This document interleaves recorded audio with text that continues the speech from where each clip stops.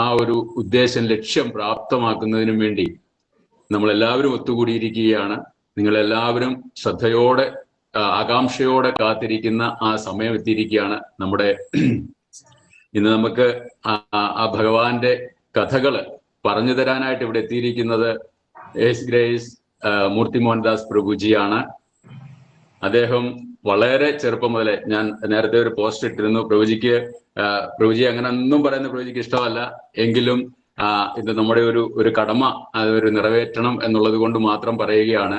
ഒരു 40 വർഷത്തിന് മേളിലായി പ്രഭുജി കൃഷ്ണാവബോധ സമിതിയിൽ പ്രവർത്തിച്ചുകൊണ്ട് ഭഗവാന്റെ തിരുനാമം പ്രചരിപ്പിച്ചുകൊണ്ടിരിക്കുന്നു. മാതാജി അതേപോലെ തന്നെ, പ്രഭുജി തന്നെയല്ല, മാതാജി മക്കളും എല്ലാവരും ഒരേപോലെ ആ ഭഗവാന്റെ ആ കാരുണ്യം എല്ലാവരിലും എത്തിക്കുക എന്നുള്ള ആ സദുദ്ദേശത്തോടു കൂടി തന്നെ പ്രവർത്തിച്ചു വരുന്നു. പ്രഭുജിയും മാതാജിയും ഒക്കെ ബഹ്റിനിൽ വർക്ക് ചെയ്യുകയാണ്. മോള് അമേരിക്കയിൽ വർക്ക് ചെയ്യുന്നു, മോൻ ഡോക്ടറായിട്ട് കേരളത്തിൽ വർക്ക് ചെയ്യുന്നു. അങ്ങനെ അവരെല്ലാം വർക്ക് ചെയ്തുകൊണ്ടിരിക്കുകയാണെങ്കിലും ആ ഭഗവാന്റെ സേവനത്തിൽ യാതൊരു മുടക്കവും വരുത്താറില്ല. അപ്പോ പ്രഭുജിയെ നമുക്ക് ഹാർദവുമായിട്ട് ഈ ഒരു സത്സംഗിലേക്ക് സ്വാഗതം ചെയ്യാം, ഭഗവാന്റെ തിരുനാമം ജപിച്ചുകൊണ്ട്. ഹരേ കൃഷ്ണ കൃഷ്ണ കൃഷ്ണ ഹരേ ഹരേ, ഹരേ രാമ രാമ രാമ ഹരേ ഹരേ. ഹരേ കൃഷ്ണ. ഓട്ട് പ്രഭുജി. ഹരേ കൃഷ്ണ. Thank you പ്രഭുജി. തുടങ്ങിയേക്കട്ടെ? തുടങ്ങാം പ്രഭുജി, തുടങ്ങാം. ഹരിബോൾ. ഹരേ കൃഷ്ണ. സമയമായില്ലേ?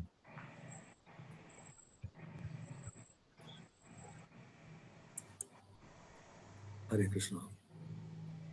എല്ലാവർക്കും സ്വാഗതം.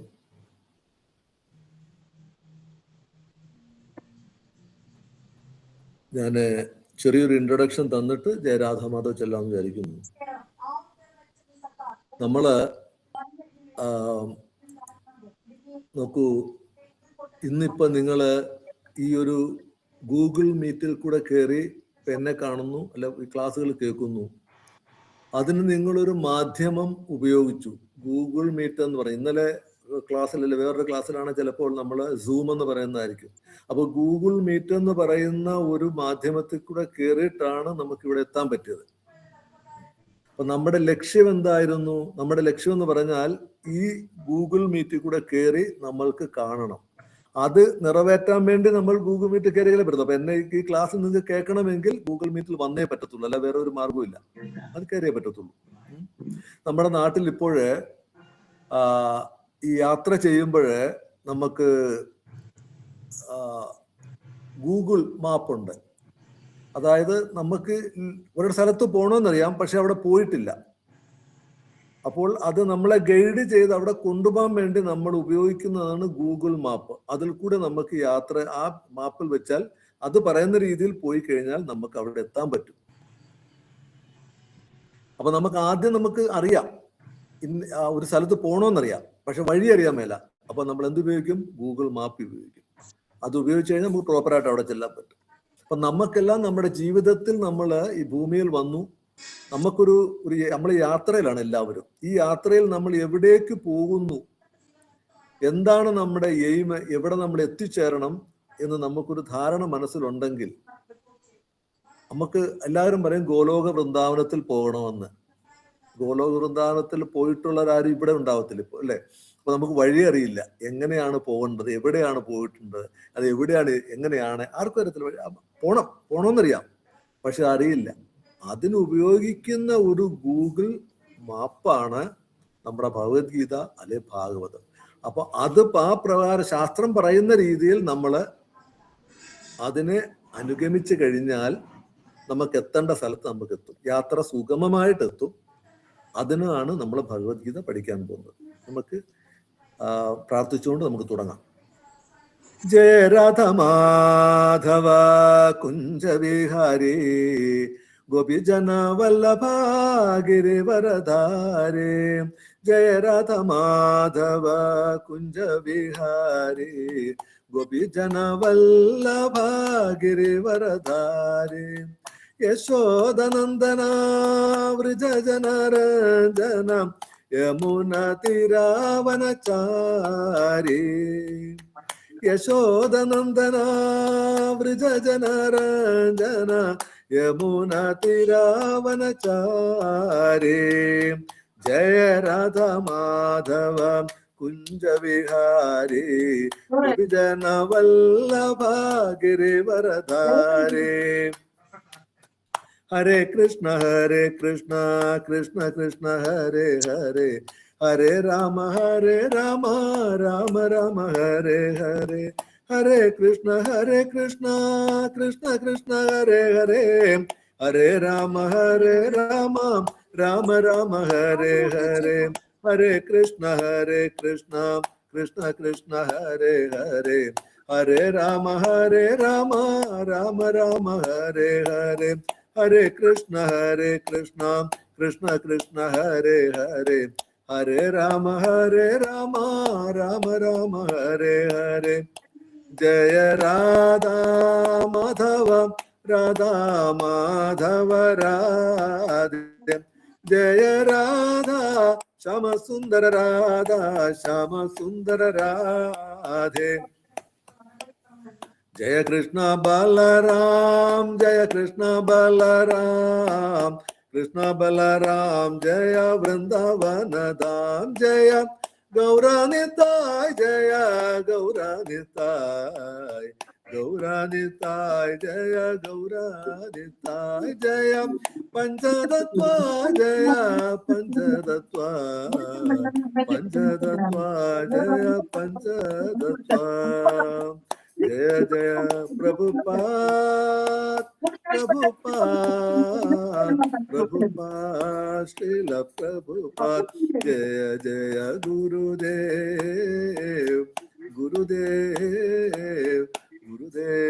ജയ ഗുരുദേവ്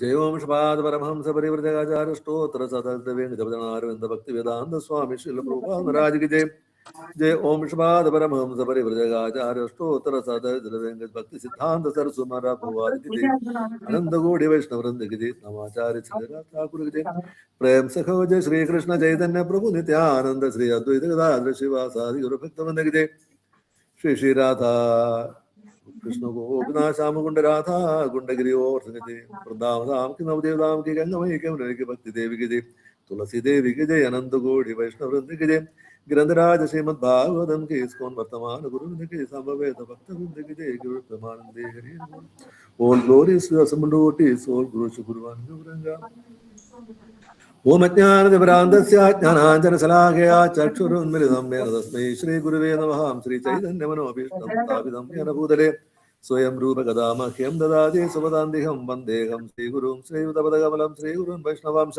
श्रीरूपं साग्रजातं सगणरघुनाथान्वितं तं सजीवं साद्वैतं सावधूतं परिजनसहितं कृष्णचैतन्यदेवं श्रीराधा कृष्णपादान् सगण ललिता श्रीविशाखान्वितांश हे कृष्णा करुणा सिन्धो दीनबन्धो जगत्पदे गोपेश गोपिका कान्त राधा कान्त नमोस्तुते तप्त काञ्चन गौराङ्गी राधे वृन्दावनेश्वरी वृषभानुसुते देवी प्रणमामि हरिप्रिये वाञ्छाकल्पतरुभ्ये सर्वासिन्धुभ्यो वजां पतितानां पावनेभ्यो वैष्णवेभ्यो नमो नमः श्री कृष्ण चैतन्य प्रभु नित्यानंद श्री अद्वैत गदाधर शिवासादि गुरुभक्तवृंद हरे कृष्णा कृष्ण कृष्ण हरे हरे हरे राम राम राम हरे हरे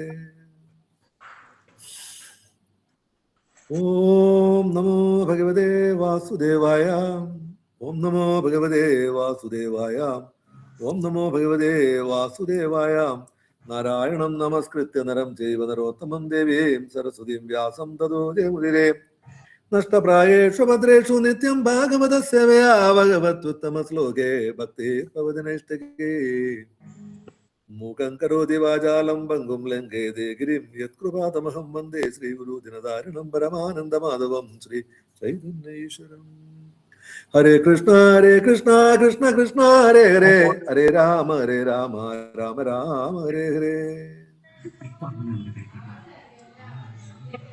वासुदेव परावेदा वासुदेव परामग वासुदेव परायोगा वासुदेव पराक्रिया वासुदेव परं ज्ञानं വാസുദേവ പരം തപ വാസുദേവ പരോ ധർമ്മോ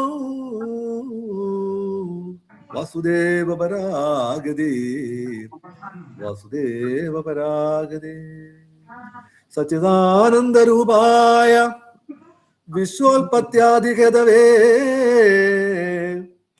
താപത്രയ വിനാശായ ശ്രീകൃഷ്ണായ വയം നമഃ.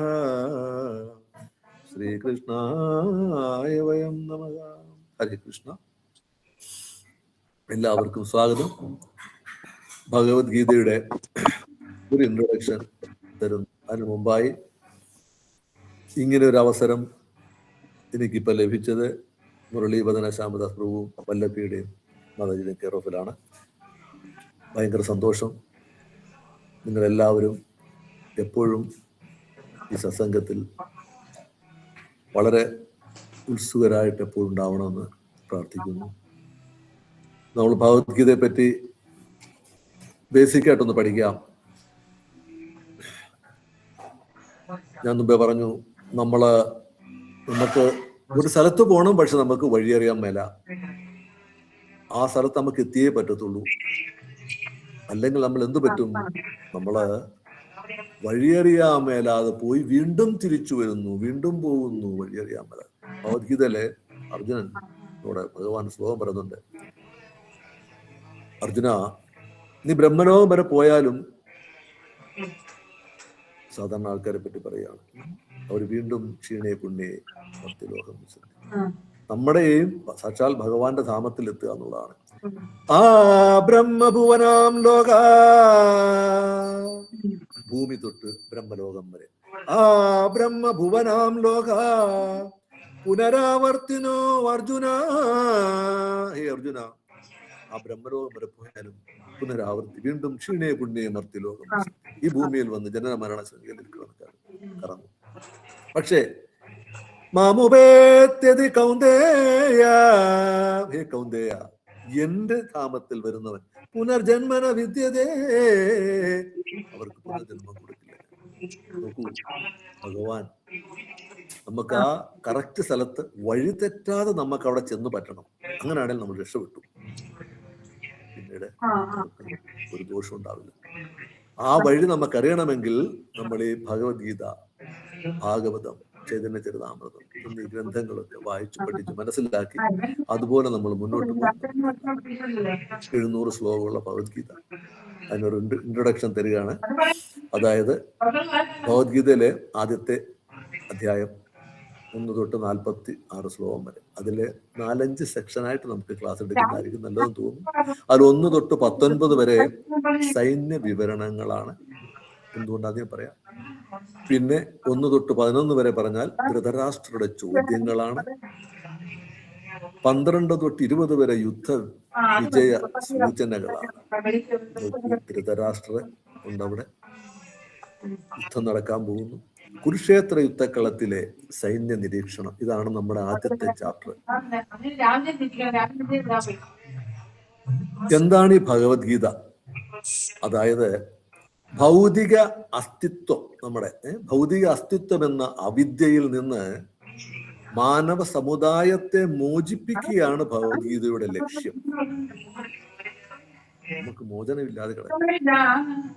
അപ്പൊ അർജുനന് കുരുക്ഷേത്രത്തിൽ യുദ്ധം ചെയ്യേണ്ടി വന്നപ്പോൾ ഉണ്ടായ പോലുള്ള വിഷമതകൾ ഓരോരുത്തർക്കും പല വിധത്തിൽ അനുഭവപ്പെടുന്നുണ്ട്. എനിക്ക് അനുഭവപ്പെടാറുണ്ട്. അർജുനൻ ഭഗവാന് ആത്മസമർപ്പണം ചെയ്തു. അപ്പൊ ഈ ഭഗവത്ഗീത അതിനുശേഷം എപ്പോഴാണോ ഭഗവാൻ ആത്മസമർപ്പണം ചെയ്തു കഴിഞ്ഞപ്പോൾ ഭഗവാൻ ഗുരുവായി കഴിഞ്ഞു, അർജുനൻ ശിഷ്യനുമായി. എനിക്ക് നീ പറഞ്ഞു തരാമെന്ന് പറഞ്ഞു. ഭഗവാൻ സ്വന്തമായി നേരിട്ട് സംസാരിച്ച ഗ്രന്ഥമാണ് ഭഗവത്ഗീത. ഭഗവാൻ ശ്രീകൃഷ്ണൻ പരമപുരുഷനായ ഭഗവാനാണ്. വീണ്ടും വീണ്ടും നമ്മുടെ ഗ്രന്ഥങ്ങൾ സ്ഥാപിക്കുന്നു, പറയുന്നു. ഭഗവത്ഗീതയിൽ അത് സ്ഥിരീകരിക്കുന്നു. അപ്പൊ ഭഗവത്ഗീതയെ കാണുന്നത് ഒരു ബേസിക്, എന്താ പറയാ, ഫൗണ്ടേഷൻ സ്ക്രിപ്ചർ. അതിന്റെ ഒരു ബേസിക് ആയിട്ടുള്ള സ്ക്രിപ്ചറാണ്. ഭഗവത്ഗീത മനസ്സിലാക്കുന്നത് തന്നെ നമ്മുടെ ആധ്യാത്മിക പുരോഗതിക്ക് അത്യന്താപേക്ഷിതമാണ്. ഈ ഭഗവത്ഗീതയിൽ ഭാഗവതത്തിൽ 10 കാര്യങ്ങൾ 10 സബ്ജക്ട് പറയുന്നത് പോലെ ഭഗവത്ഗീതയിൽ 5 പ്രധാന ടോപ്പിക്കുകൾ, പ്രധാന കാര്യങ്ങളാണ് അവർ ചെയ്യുന്നത്. ഒന്ന് ഈശ്വര, ജീവ, നമ്മുടെ പ്രകൃതി പ്രഭു പറഞ്ഞിരുന്നു, ജീവാത്മാവ് പരമാത്മാവ് പ്രഭു പറഞ്ഞിരുന്നു അല്ലെ. ഈശ്വരൻ, സർവേശ്വരനായ ഈശ്വരൻ ഭഗവാൻ. ജീവാത്മാവ്, നമ്മൾ ജീവാത്മാവ്. പിന്നെ പ്രകൃതി, ഭൗതിക പ്രകൃതി, അത് തന്നെ പരാപ്രകൃതി അപരാപ്രകൃതി എന്നിങ്ങനെ കിടക്കും. ഭൗതികവും ആധ്യാത്മികവുമായിട്ടുള്ള. പിന്നെ കാലം, പിന്നെ കർമ്മ. ഈശ്വര, ജീവ, പ്രകൃതി, കാല, കർമ്മ. 5 കാര്യങ്ങളാണ് ഭഗവത്ഗീത സംസാരിക്കുന്നത്. ഈശ്വര, ജീവ, ഈശ്വരനും ജീവനും, പ്രകൃതി, ഈ പ്രകൃതിയല്ല, പിന്നെ കാല, കർമ്മ, നമ്മൾ ചെയ്യുന്ന ആക്ടിവിറ്റീസ്, നമ്മൾ ചെയ്യുന്ന പ്രവർത്തനങ്ങളും അതിന്റെ പ്രതിപ്രവർത്തനം, അതിന്റെ റിസൾട്ടുകളും. അപ്പോ കാല ഇതൊരു വലിയൊരു കാര്യമാണ്. ഇംഗ്ലീഷ് പറയും എറ്റേണൽ ടൈം ഫാക്ടർ. കാലം നോക്കൂ, ഞാനിവിടെ 10-30 വർഷത്തിന് മുമ്പ് വന്നപ്പോ എനിക്ക് നിറച്ചു മുടികളുണ്ടായിരുന്നു, കറുത്തതായിരുന്നു, ഇന്നിപ്പം അതൊന്നുമില്ല, മരിച്ചിരിക്കുന്നു. എങ്ങനെയാണ് സംഭവിക്കുക? കാലമാണ്. കാലത്തിന്റെ ചേഞ്ച് കൊണ്ടാണ്. എന്റെ ഷേപ്പേ മാറി. ഞാനിവിടെ വന്ന ആളെ അല്ല, ഇപ്പൊ ഷേപ്പേ മാറി. അതിന് ഭാഗവതത്തിന്റെ ശ്ലോകം പറയുന്നുണ്ട്, ആയൂർഹരതി വൈപുംസാ. ആയൂർ, ആയുസ്, ഹരതി മുറിച്ചു കളയുന്നു. വൈപുംസാ, മനുഷ്യന്റെ ആയുസ് മുറിച്ചു കളയുന്നു. ആരാണ് കളയുന്നത്? ഉദ്യന്നസ്തം ചയന്നസോ, ഉദ്യന്നസ്തം ചയന്നസൗ, ഉദിക്കുകയും അസ്തമിക്കുകയും ചെയ്യുമാരെന്നസൗ. സൂര്യൻ ഉദിക്കുകയും അസ്തമിക്കുകയും ചെയ്യുമ്പോൾ ആയൂർഹരതി വൈപുംസാ, മനുഷ്യന്റെ ആയുസ്. പക്ഷെ അവിടെ ഒരു കാര്യം പറയുന്നുണ്ട് അടുത്ത ലൈനില്, തസ്യതേയച്ചണോദിത ഉത്തമ ശ്ലോക വാർത്തയാ. ഇത് ഉത്തമ പുരുഷന്റെ ഉത്തമ ശ്ലോകം എപ്പോഴും കേട്ട് രാമായണ വായനക്കാരൻ നടന്നുകൊണ്ടിരിക്കുക. ഇതെപ്പോഴും ഭഗവാന്റെ കാര്യം ജപിച്ചുകൊണ്ടിരിക്കുകയാണെങ്കിൽ അവർക്കിത് ബാധകമേ അല്ല. അതായത് നമ്മുടെ കുലശേഖര ആഴ്വാർ പറയും, ചിത്തം, മനസ്സ് ഭഗവാന്റെ പാദങ്ങളിൽ എപ്പോഴായിരിക്കണം. അവർക്ക് ഈ കാലം മാറുന്നത് ഒരു പ്രശ്നമല്ല. ചിത്തം നൈവ നിവർത്തതേ ക്ഷണമഭി ശ്രീകൃഷ്ണ പാദാംബുജം. ചിത്തം നൈവ നിവർത്തതേ ക്ഷണമഭി ശ്രീകൃഷ്ണ പാദാംബുജം. ശ്രീകൃഷ്ണ ഭഗവാന്റെ പാദാംബുജങ്ങളിൽ നിന്ന് ഈ ചിത്തം, മനസ്സൊരിക്കലും മാറ്റരുത്. അപ്പൊ അതാണ് ടൈം, കാല, കർമ്മം. അപ്പൊ വിശ്വനാഥ ചക്രവർത്തി ഠാക്കൂർ എന്ന് പറയുന്ന വലിയൊരു ഭക്തൻ, അദ്ദേഹം ഭഗവത്ഗീതയെ പറ്റി പറയുന്നത്, ഒരു ടിന്ന്, ആ ടിന്നിന്റെ അടിയിലത്തെ ഒരു ക്യാപ്പ്, മേളത്തെ ഒരു ക്യാപ്പ്, പിന്നെ ഇടയ്ക്ക് സ്ഥലം. അപ്പൊ ഭഗവത്ഗീതയെ 3ആയിട്ട് തിരിച്ചിരിക്കുന്നു. 18 ചാപ്റ്ററിന് ആദ്യത്തെ 6 ചാപ്റ്റർ കർമ്മ, അത് കഴിഞ്ഞ് 6 ചാപ്റ്റർ ഭക്തിയോഗ, പിന്നെ 6 ചാപ്റ്റർ ജ്ഞാനയോഗ. അപ്പൊ അദ്ദേഹം പറയുന്നത് അവസാനത്തെ 6 ചാപ്റ്റർ 13 തൊട്ട് 18 വരെ ജ്ഞാനയോഗം, അതാ ടിന്നിന്റെ എന്താ പറയാ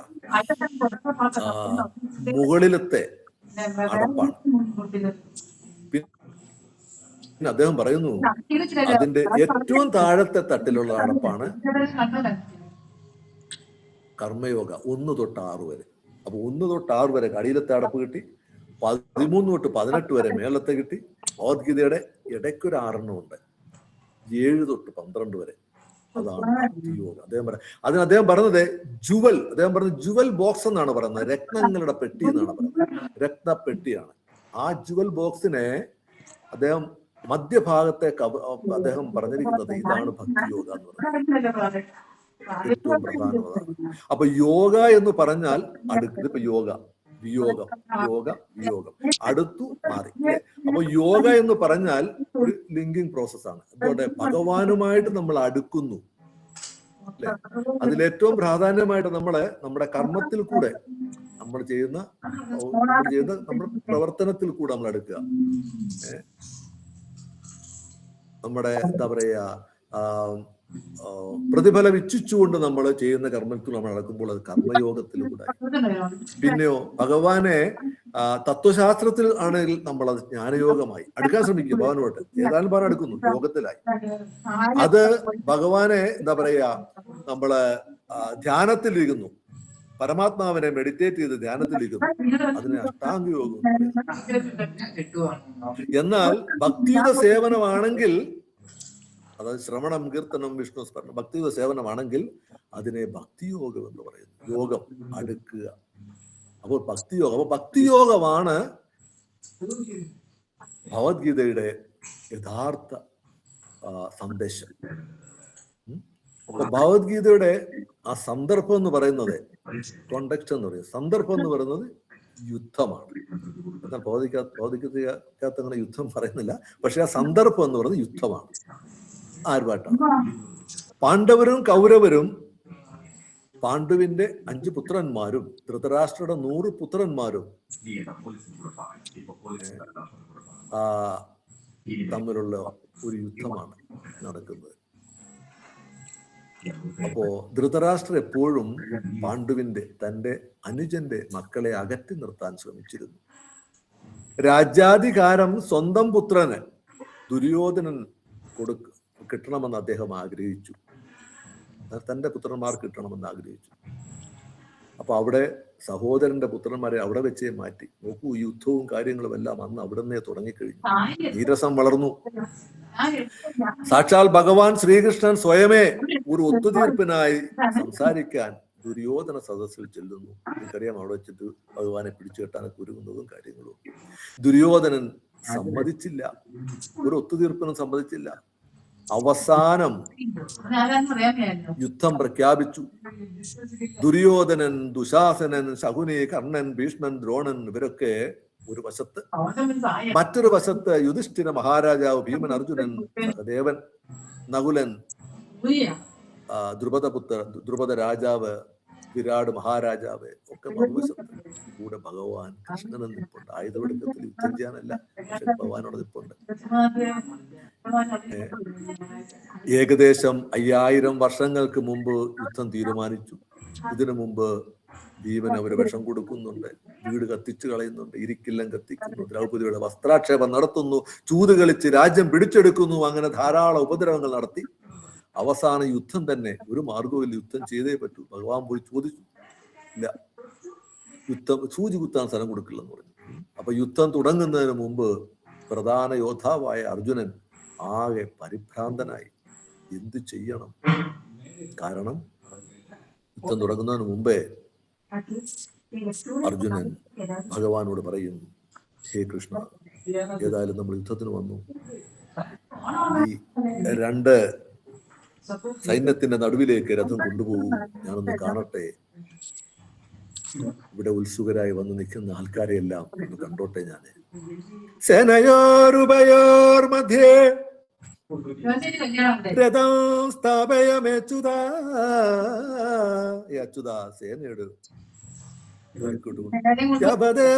നിരീക്ഷേകം യോതുകാമാനവസ്ഥിത. ഒന്ന് കാണട്ടെ കൃഷ്ണ എന്ന് പറയും. കൊണ്ടു നിർത്തിയത് പിതാവിന്റെ ഒരു ദ്രോണയുടെ മുന്നിൽ തന്നെയാണ്. ആകെ കൺഫ്യൂഷൻ. എന്റെ സ്വന്തം ബന്ധുമിത്രാദികളെ വധിക്കുക എന്ന ഉചിതമായ ഒരു നടപടിയല്ല. എന്റെ മുത്തച്ഛനോടും ഗുരുവിനോടും യുദ്ധം ചെയ്യുക എന്നത് ശരിയായ കാര്യമല്ലല്ലോ എന്ന് വേദനിച്ചു, തളർന്നു. ഞാൻ ആദ്യത്തെ ഒരു 10 ശ്ലോകം ഞാൻ കവർ ചെയ്യും വിചാരിക്കുന്നു. ആ സമയത്ത് അർജുനനെ ഭഗവത്ഗീതയിലൂടെ ഭഗവാൻ ബോധവൽക്കരിക്കാൻ ശ്രമിക്കുകയാണ്. യുദ്ധ സന്ദർഭത്തിലാണ് ഭഗവത്ഗീത സന്ദേശമെങ്കിലും യുദ്ധത്തിനെ പറ്റി കാര്യമായിട്ടൊന്നും ഭഗവത്ഗീതയിൽ പ്രതിപാദിക്കുന്നില്ല. യുദ്ധ സന്ദർഭം ജീവിത സന്ദർഭമായി ഭഗവാൻ എടുത്ത് ഉപദേശിക്കാൻ തീരുമാനിച്ചു. നമ്മുടെ ജീവിതം എങ്ങനെ നയിക്കണം എന്നുള്ള സന്ദേശം അത് ആക്കിയത്. കർമ്മയോഗം, ജ്ഞാനയോഗം, ഭക്തിയോഗം, ആത്മാവിന്റെ സ്വഭാവം, ത്രിഗുണങ്ങളെ, സത്വഗുണം, രജോ ഗുണം, തമോ ഗുണം, നമ്മള് രാവിലോട്ട് എഴുന്നേറ്റ വൈകുന്നേരം വരെ ഗുണങ്ങൾ കൂടെ പൊക്കൊണ്ടിരിക്കുന്ന ഭൗതിക ലോകം, ആധ്യാത്മിക ലോകം, പരാപ്രകൃതി അപരാപ്രകൃതി, അതായത് ഭൗതികമായിട്ടുള്ളതും ആധ്യാത്മികമായിട്ടുള്ളതും, സഹിഷ്ണുത, എല്ലാം, സമത്വം എന്നിങ്ങനെയുള്ള ഉപദേശങ്ങളെല്ലാം കൊടുത്തു. യുദ്ധ സന്ദർഭത്തിൽ ഭഗവാൻ പറഞ്ഞു കൊടുക്കുകയാണ്. അപ്പോൾ അർജുനൻ ആകെ തളർന്നു. അർജുനനെ യുദ്ധം ചെയ്യാൻ പ്രേരിപ്പിക്കുന്ന ഉപദേശമായി മാത്രം എടുക്കരുത് ഭഗവത്ഗീത. അർജുനനെ യുദ്ധം ചെയ്യാൻ വേണ്ടി മാത്രം പ്രേരിപ്പിക്കുന്നതായിട്ട് എടുക്കരുത്. അർജുനൻ തന്റെ കർമ്മം ചെയ്യുന്നതിൽ പരിഭ്രാന്തനായപ്പോൾ ഭഗവാൻ കൃഷ്ണൻ, അതായത് ഭഗവാന്റെ ഒക്കെ ഒന്ന് പറയുകയാണ്, കാർപണ്യദോഷ ഭഗത സ്വഭാവ പൃച്ഛാമി താം ധർമ്മസമൂഢചേത. ഭഗവാനെ യശ്രേയ സാന്നിശ്ചിതം ബ്രൂഹിതം തന്നെ ശിഷ്യസ്തേകം ശാതിമാം, എന്നെ ശിഷ്യനായി സ്വീകരിക്കൂ എന്ന് പറയുമ്പോഴാണ് തുടങ്ങുന്നത്. അപ്പോ കൃഷ്ണൻ എന്താ പറയാ, അങ്ങനെ അർജുനൻ പരിഭ്രാന്തനായപ്പോൾ ഭഗവാൻ കൃഷ്ണനെ മോട്ടിവേറ്റ്, പ്രേരണ നൽകി, ഇൻസ്പിറേഷൻ.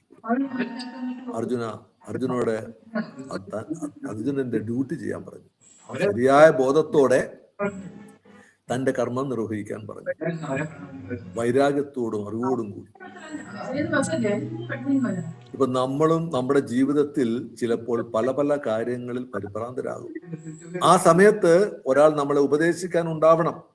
നമ്മുടെ ഉത്തരവാദിത്തങ്ങൾ ശരിയാവണ്ണം നിറവേറ്റാനായി നമ്മളെ ആരെങ്കിലും ഹെൽപ്പ് ചെയ്യാൻ വരണം. അർജുനന്റെ യുദ്ധമാണ് അർജുനന്റെ ഡ്യൂട്ടി.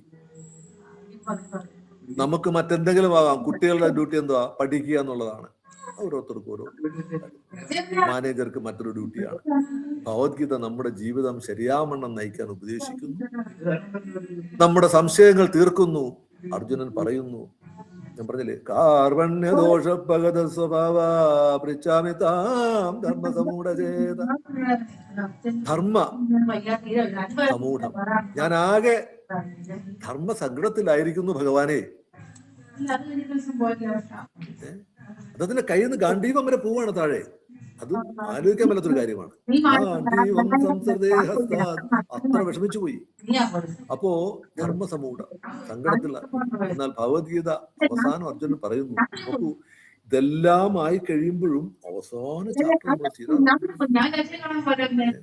55 മിനിറ്റ്സ് കൊണ്ട് പറഞ്ഞു തീർക്കുന്നത്. നമുക്കിത് നമ്മൾ ശരിക്കും ഇരുന്ന് വായിച്ച് 2.5 മണിക്കൂർ ഭഗവത്ഗീത വായിച്ച് തീർക്കാറുണ്ട്. പക്ഷേ നമ്മളിത് പഠിച്ചു വരുമ്പോൾ കുറെ നാളെടുക്കും. ഇങ്ങനെ ഒരു 5-6 ശ്ലോകങ്ങൾ വെച്ച് പഠിച്ചു പോകുമ്പോൾ നോക്കൂ, ഇത് അർജുനന് ഭഗവാനോട് പറയുകയാണ്, ഭഗവാനെ, നഷ്ടോ മോഹസ്മൃതിർലബ്ധ, ഭഗവാനെ എന്റെ മോഹമെല്ലാം പോയി. സ്മൃതിർലബ്ധ, എനിക്ക് ബുദ്ധി കിട്ടി ഭഗവാനെ. എങ്ങനെ? അനുഗ്രഹം കൊണ്ട് കൃഷ്ണ. ആകെ തളർന്നിരിക്കുകയായിരുന്നു. നഷ്ടോ മോഹ സ്മൃതിർലബ്ധ, മോഹങ്ങളെല്ലാം സ്മൃതി കിട്ടി. ത്വത്പ്രസാദം മയ അച്യുത,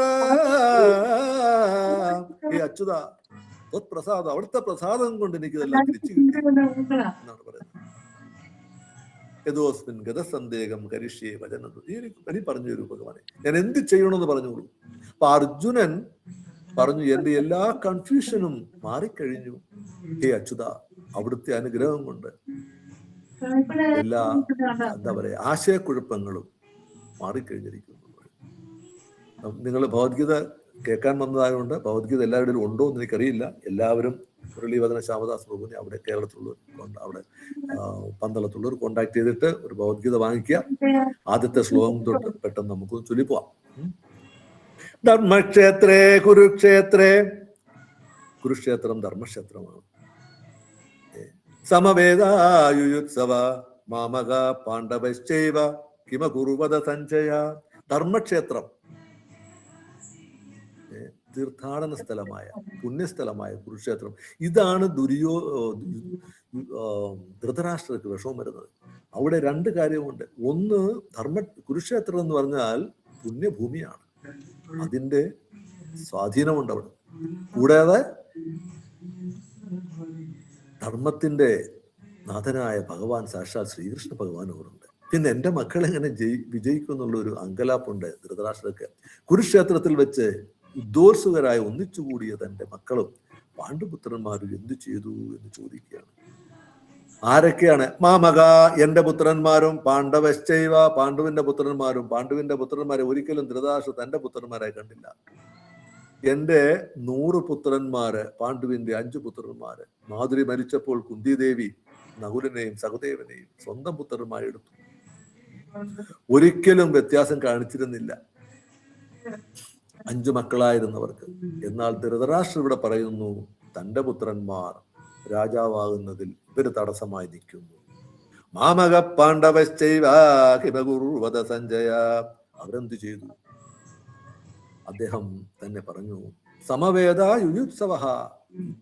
യുദ്ധത്തിന് ആണ് വന്നതെന്നറിയാം. എന്നിട്ടും ചോദിക്കുകയാണ്. ആരോടാണ് ചോദിക്കുന്നത്? സഞ്ജയനോടാണ് ചോദിക്കുന്നത്. സഞ്ജയനോട് ചോദിക്കുന്നു. സഞ്ജയൻ ധൃതരാഷ്ട്രരുടെ സേവകനാണ്, ഡ്രൈവറാണ്. അദ്ദേഹത്തിന് എങ്ങനെ അറിയാൻ പറ്റുന്നു? അദ്ദേഹത്തിന് അറിയാൻ പറ്റുന്ന ഒരു ഗുരുവിന്റെ കടാക്ഷം കൊണ്ടാണ്. അതും നമുക്കിവിടെ പ്രാധാന്യം. വ്യാസദേവന്റെ കൃപയാലാണ് സഞ്ജയന് ഹസ്തിനപുരത്ത് ഇരുന്നു കൊണ്ട് ദൂരെ നടക്കുന്ന ഈ സംഭവം ദീർഘദൃഷ്ടിയോടുകൂടി കാണാൻ സാധിക്കുന്നത്. സഞ്ജയൻ എന്തുകൊണ്ട് കാണാൻ സാധിക്കുന്നു? 18-ാം അധ്യായത്തിൽ 75-ാമത്തെ ശ്ലോകത്തിൽ പറയുന്നു, വ്യാസപ്രസാദ ശ്രുതവാൻ ഏതദ്ഗുഹ്യമഹം പരം യോഗം യോഗേശ്വരാത് കൃഷ്ണാത് സാക്ഷാത് കഥയത സ്വയം. യോഗി ആ ഗുഹ്യമോ വളരെ പരമരസ്യമായത് മനസ്സിലാക്കാൻ പറ്റും. വ്യാസദേവന്റെ അനുഗ്രഹത്താൽ എനിക്ക് നേരിട്ട് കേൾക്കാനിട യോഗേശ്വരനായ കൃഷ്ണൻ തന്നെ അർജുനന് പരമരഹസ്യമായി കൊടുത്ത ഈ യോഗ ഉപദേശിച്ചു കൊടുക്കുന്നതിന് കേൾക്കാൻ പറ്റുന്നു. അപ്പൊ നമുക്കൊരു ഗുരു വേണം, അത്യന്താപേക്ഷിതമാണ്. അപ്പൊ മക്കൾക്ക് രാജ്യം വേണമെന്ന് ആഗ്രഹിച്ചു. പക്ഷെ ധൃതരാഷ്ട്രർക്ക് ഒരു സംശയം, തന്റെ മക്കൾക്ക് രാജ്യം കിട്ടുമോ എന്നൊരു സംശയം. ധർമ്മവും അധർമ്മവും തമ്മിലുള്ള വ്യത്യാസം ധൃതരാഷ്ട്രർക്ക് അറിയാം. എന്നാലും തന്റെ മക്കളോട് വളരെ പ്രീതിയുള്ളവനായതുകൊണ്ട് ഒരു സംശയം. ഈ പുണ്യഭൂമിയുടെ സ്വാധീനവും ഭഗവാന്റെ സാന്നിധ്യവും ധൃതരാഷ്ട്രർ ഭയക്കുന്നു. പുണ്യഭൂമിയുടെ സ്വാധീനം കൊണ്ട് എന്റെ മക്കൾ അവരോട് പോയി എന്നാ പിന്നെ നമുക്കൊന്ന് ലോഹ്യമാകയാക്കാവെന്ന് പറയാം. അത് വേണ്ട, അദ്ദേഹത്തിന് വേണ്ട. വിട്ടുവീഴ്ച ചെയ്യുന്നതിൽ അദ്ദേഹത്തിന് വലിയ താല്പര്യമില്ല ധൃതരാഷ്ട്രർക്ക്. പാണ്ഡവരോട് രാജ്യം എടുത്തുകൊണ്ട് പോകാൻ പറയുന്നു എന്നും ഇതൊക്കെ ധൃതരാഷ്ട്രക്ക് ഒരു ചെറിയ അങ്കലാപ്പായി. പാണ്ഡവര് രാജ്യം വേണ്ടെന്ന് പറയും. ഇത് ധൃതരാഷ്ട്രം ആഗ്രഹിച്ചു.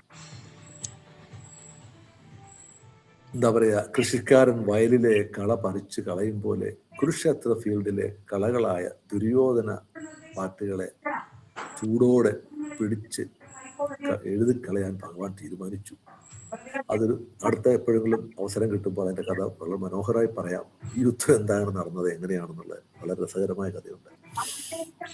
സഞ്ജയൻ പറഞ്ഞു, അടുത്ത ശ്ലോകമാണ്. ദൃഷ്ടാനു പാണ്ഡവാനേകം വ്യൂഢം ദുര്യോധനസ്തത ആചാര്യമുപസംഗമ്യ രാജാ വചനം അബ്രവീത്. ദൃഷ്ടാനു പാണ്ഡവാനേകം വ്യൂഢം ദുര്യോധനസ്തത. ദുര്യോധനൻ പാണ്ഡവരുടെ സൈന്യത്തെ കണ്ടു. ആചാര്യമുപസംഗമ്യ.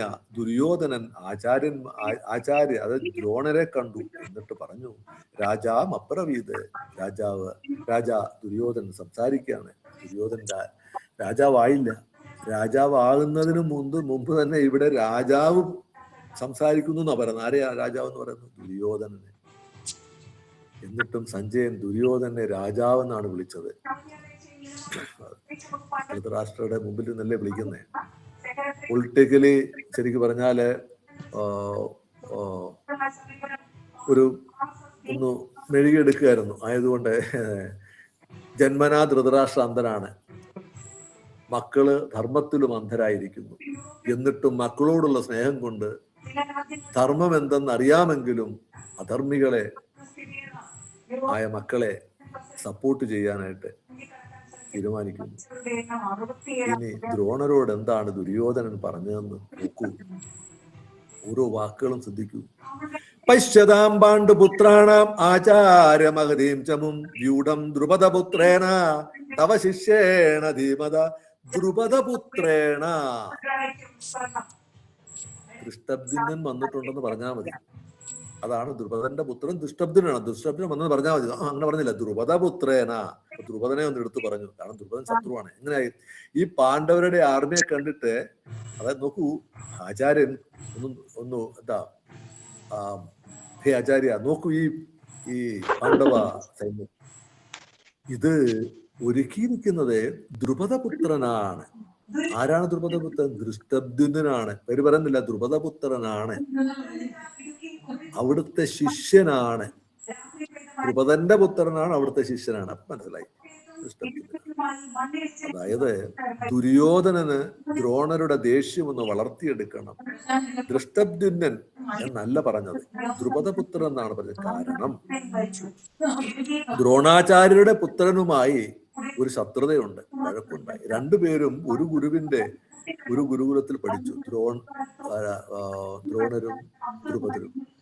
ദ്രോണർ ബ്രാഹ്മണനായിരുന്നു, എന്നാൽ ദ്രുപദൻ ക്ഷത്രിയനായിരുന്നു, രാജാവായിരുന്നു. ഗുരുകുലത്തിലെ പഠിത്തമെല്ലാം കഴിഞ്ഞ് പോവാൻ നേരത്തേക്ക് ഫ്രണ്ട്സ് എല്ലാം കെട്ടിപ്പിടിച്ച് അങ്ങോട്ടും ഇങ്ങോട്ടും കരച്ചിലും കാര്യങ്ങളും ഒക്കെ കാണും.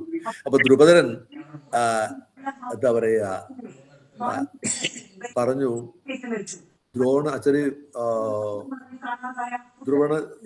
ദ്രുപദൻ രാജ്യം ഭരിക്കാനായിട്ട് പോയി. ദ്രോണർ കുടുംബ ജീവിതവും കാര്യങ്ങളും ഒക്കെ, ബ്രാഹ്മണല്ലേ, അങ്ങനെ അങ്ങോട്ട് പോയി. എന്നാല് അവിടെ വെച്ച് രണ്ടുപേരും നല്ല ഫ്രണ്ട്ഷിപ്പ് ആയിരുന്നു. ദ്രുപദ പറഞ്ഞു, ദ്രോണരെ, നിനക്ക് എന്ത് ആവശ്യം വന്നാലും എന്റെ അടുത്ത് വരിക എന്ന് പറഞ്ഞു. അപ്പോൾ ദ്രോണർക്ക് ബുദ്ധിമുട്ടായി, സാമ്പത്തിക ബുദ്ധിമുട്ടായി. മകന് എന്താ പറയാ, ഒരു നേരത്തെ ഭക്ഷണം കൊടുക്കാൻ അദ്ദേഹം കഷ്ടപ്പെടുന്നു, മകനെ വളർത്തണം. അതിനായി ദ്രുപദരെ സമീപിച്ചു. ഒരിക്കൽ പറഞ്ഞതല്ലേ, എനിക്ക് എന്തെങ്കിലും ചെയ്യുമല്ലോ എന്ന് വിചാരിച്ചു. ഒരു പശുവിനായി യാചിച്ചു. ഒരു പശുവിനെ കിട്ടിയാൽ മതി. സഹായിച്ചെന്ന് മാത്രമല്ല, അദ്ദേഹം അപമാനിച്ചു. കൂട്ടുകാരെന്ന് പറഞ്ഞാൽ സമനിലക്കാരായിരിക്കണം. നീ എന്താ വിചാരിച്ച്? നീ ഞാൻ ഒരുപോലെ, ഞാൻ രാജാവാണ്, ഈ സാധാരണക്കാരൻ. ദ്രോണരെ വേദനിപ്പിച്ചു, അതിഗംഭീരമായ വേദന സഹിച്ചില്ല ആ ബ്രാഹ്മണനായ ദ്രോണർക്ക്. തിരിച്ചു വന്ന് പാണ്ഡവരെയും കൗരവരെയും ആയുധമുറകൾ പഠിപ്പിച്ചു തുടങ്ങിയ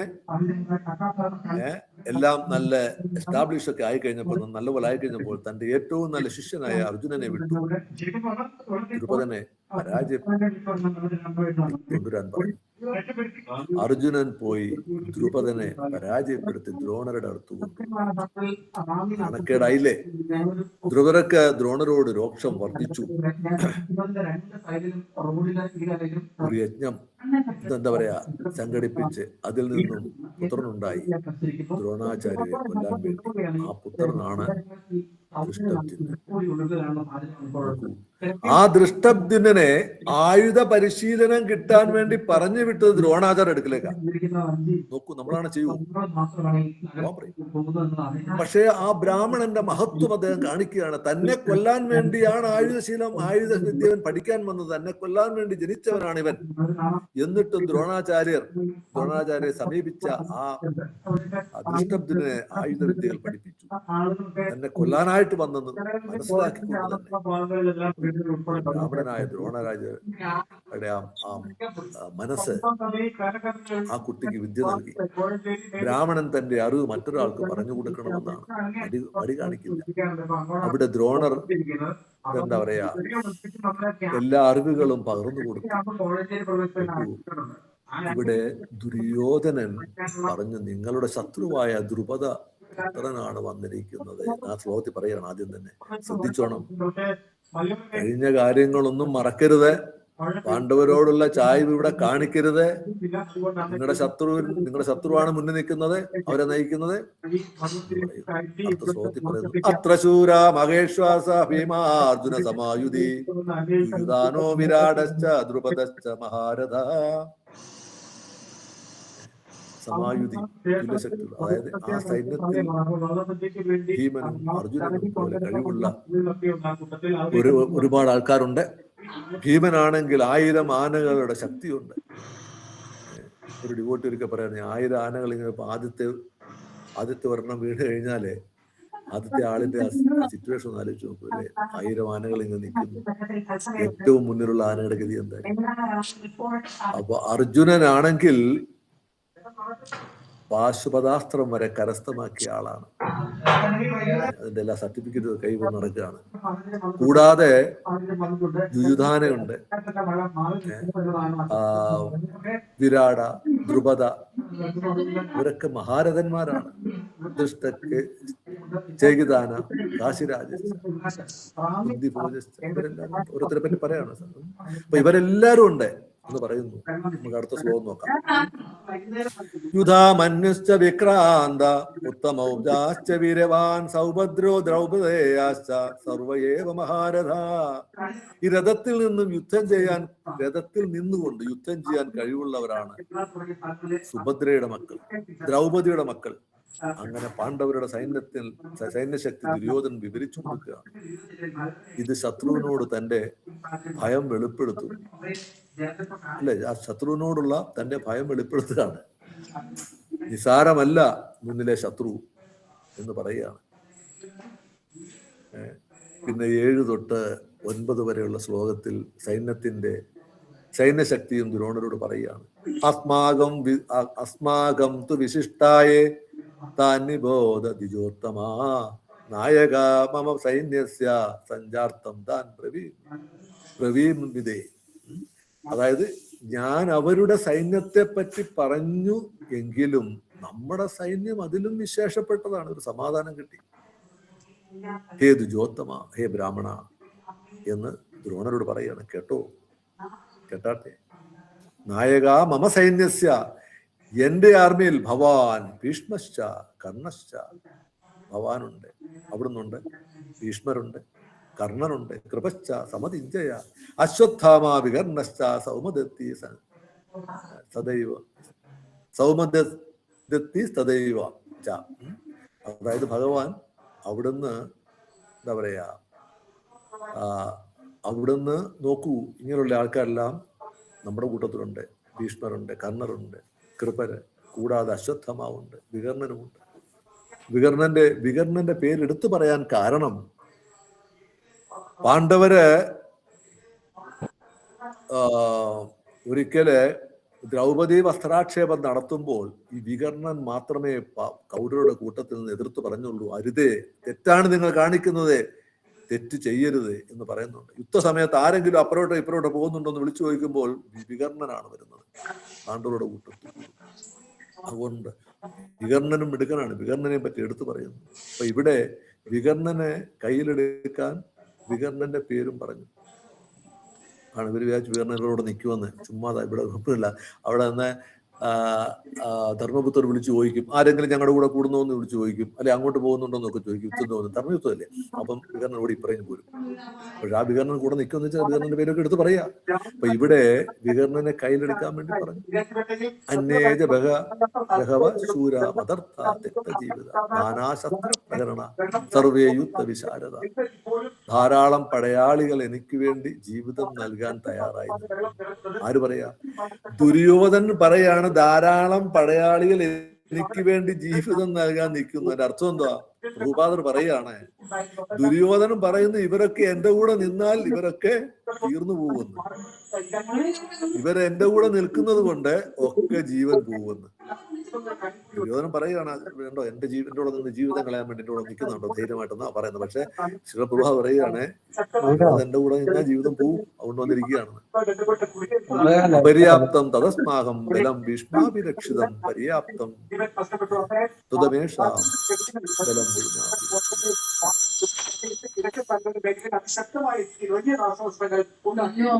പര്യാപ്തം. അപ്പം അങ്ങനെ ഏകദേശം ഇനി ഒരു 10-11 ശ്ലോകങ്ങള് കൂടെ എന്താ പറയാ, ദുര്യോധനൻ ഈ 2 സൈന്യത്തെ താരതമ്യപ്പെടുത്തി നോക്കുകയാണ്, അതിനെപ്പറ്റി വിവരിക്കുകയാണ്. എനിക്ക് തോന്നുന്നു നമുക്ക് ഇവിടം കൊണ്ട് നിർത്താം. ഏകദേശം ഞാൻ അത്രയും ശ്ലോകങ്ങള് കവർ ചെയ്തു. എനിക്ക് തോന്നുന്നത് ഇതേ രീതിയിലൊന്ന് പോകുന്നതുകൊണ്ട് കുഴപ്പമില്ല. ഒരു മുരളീവദന ശാബദാസനോട് സജഷനാണ്, നമ്മള് ഒരു 5-6 ശ്ലോകം ഒരു സെക്ഷൻസ്